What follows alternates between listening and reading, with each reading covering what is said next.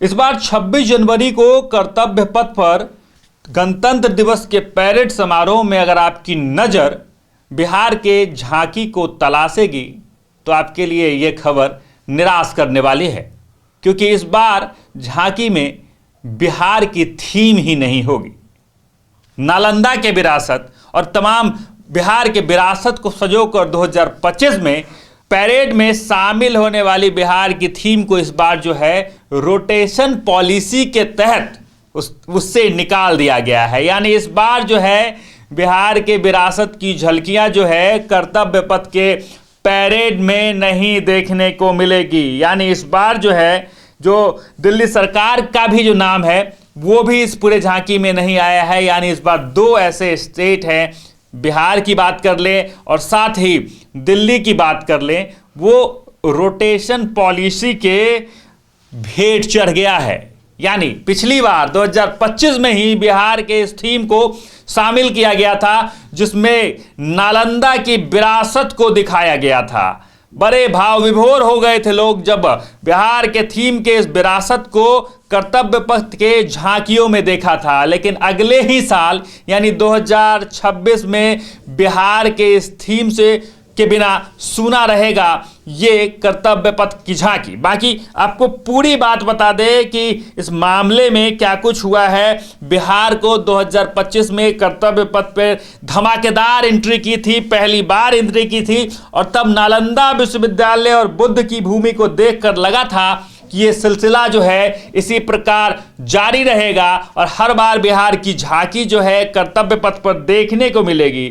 लेकिन एक तरह से फिल्म में जिस प्रकार से इंटरवल आ जाता है, फिल्म के बीच में ब्रेक लग जाती है, उसी प्रकार से ब्रेक जो है बिहार के इस थीम पे भी लग गई है। रोटेशन पॉलिसी के बाद जो है इस थीम पर रोक लगा दी गई है इस बार, क्योंकि इसके पीछे का कारण बता देते हैं कि क्या कुछ रोटेशन पॉलिसी होता है।